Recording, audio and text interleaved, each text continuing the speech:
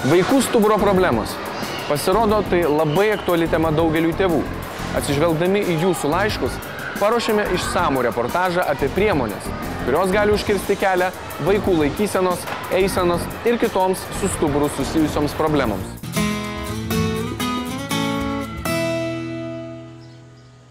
Apie vaikų stuburo problemas kalbėjome jau ne kartą, tačiau ši problema vis dar aktuali daugeliui tėvelių. Neretai matome vaikus ruošiančius pamokas ne prie stalo, kaip būtų įprasta, bet ant grindų, lovoje ar patogiai įsitaisiusius ant sofos prieš televizorių. Tai signalas tėvams, galbūt vaikui nepatogu sėdėti prie jiems skirto pamokas ruošti stalo, o gal tai tik išsidirbinėjimas ir ar verta investuoti į naujus baldus.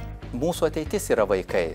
Ir mes bent pasirūpinkim, kad namuose, bent namuose, 12 metų, kol mokosi mokykloje, taisyklingai sėdėtų vaikas savo mylimojo darbo vietoje, išsaugotų sveikatą, kuri mums ateityje labai svarbi. O ta investicija tikrai atsipirks su kaupu. Ir galų gale jūs galite lygiai taip pat prie to darbo stalo po to darbuotis. Augantys baldai atsirado nebe reikalo. Reikalą matė Vokietijos kompanijos MOL įkūrėjas. Beje, šią kompaniją Lietuvoje oficialiai atstovauja baldų salonas Būsto Harmonija. Ponas MOL, turėdamas aplink didelį ratą vaikų, aš turiu minty visą giminę, pradėjo galvoti, kaip taisyklingai galėtų bent artimieji sėdėti ir sukonstruoti kažkokią tai stalą, kėdę. Ir nuo pirmų žingsnių, smulkių idėjų nedidelių, išsivystė, kaip matot, moksliniais visais pagrindais ir saugi darbo vieta. Ir tuo pačiu visa ergonomika yra paremta augimo principu.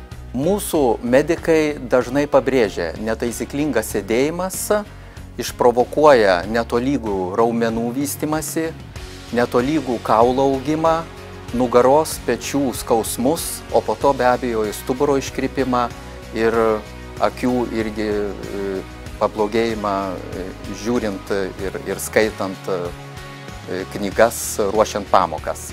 Kiekvienais metais vaikas vidutiniškai paauga 7 cm, todėl labai svarbu kasmet stebėti vaiko kūno padėtį jam sėdint prie stalo. Augantys baldai – geriausia išeitis, kurių ergonomiškumu bei funkcionalumu turbūt retas suabejotų. Pasikvietėme į pagalbą fizinės medicinos ir reabilitacijos centro Gema specialistę, kuri išsamei jums tėveliai parodys, į ką reikėtų atkreipti dėmesį, kad jūsų vaikas ne tik jaustųsi patogiai prie stalo, bet ir augtų sveikas. Pradėkime nuo kėdės.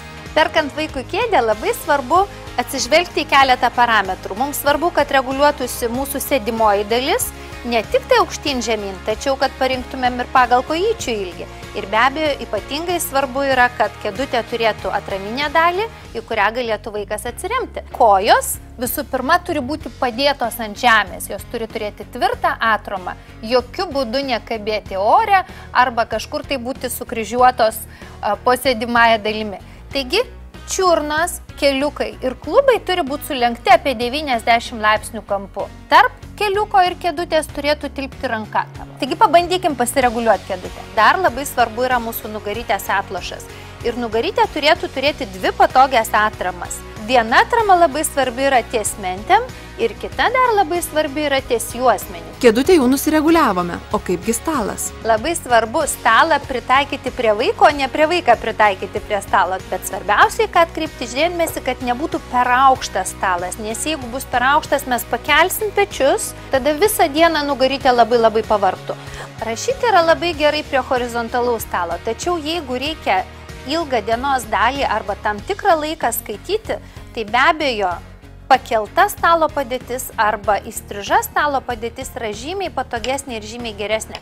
Tavo akyčių ir kaklo nereikės nuleisti žemyn. Mūsų specialistė taip pat pabrėžia, kad svarbu keisti kūno padėtis. Ir jei planuojate įsigyti augančius baldus arba juos jau turite, tai prie aukšto stalo dalį dienos vaikas gali praleisti stovėdamas. Svarbu nepamiršti atkreipti dėmesį į tuos pačius parametrus, kad vaikas nebūtų pasistiebęs, alkūnės ir petukai nepakelti, o riešas išliktų horizontalioje padėtyje.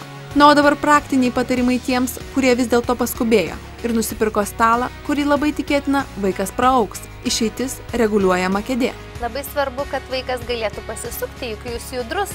Čia jam reikia į vieną pusę pažiūrėti, čia reikia į kitą pusę pasižiūrėti. Ir jeigu kėdutė nesisuks apie savo ašį, tai reiškia vaikas sukios savo nugarytę, stuburiuką. Kadangi negalime keisti stalo aukštį, mes galim pakeisti kėdės aukštį. Kągi darom? Pakeliam kėdutės sėdimąją dalį tiek, kad vaikui būtų patogu, kad petukai būtų nepakilę, rankytės galėtumėm padėti tiesiai ant stalo, o nugarytė mūsų turėtų gerą atramą. Atlikus tai, mūsų kojytės gali likti kabėti ore, jeigu vaikučiui trūksta ūgio. Tada, ką reikėtų daryti, labai paprastas patarimas, tiesiog padėkite po kojam po koją. Nepaminėjome dar vieno labai svarbaus dalyko. Kai matome, kad vaikučio nosytė jau įlindusi į sąsiuvinį, ar jis pats prigulęs ant stalo, tai reiškia, kad vaikui nugarytė pavargo. Mankštelės ir pertraukėlės tiesiog būtinos augančiam vaikui, nes ilgo buvimo vienoje padėtyje tikrai negali atlaikyti maži stuburiukai. Taigi, pavargus nugarytė galima ją tiesiog pailsinti, atsirėmus rankomis ant stalo. Vaikai – mūsų ateitis, todėl pasirūpinti jų sveikata – mūsų tėvų pareiga. Augantis baldai išties padės vaikams augti be stuburo, laikysenos ir regos problemų. Ir jei mūsų reportažas jūsų neįtikino, labai kviečiame apsilankyti parodų centre Litexpo 4–6 dienomis. Čia baldų salono Būsto harmonija augančius baldus galėsite ne tik pamatyti, bet ir išbandyti.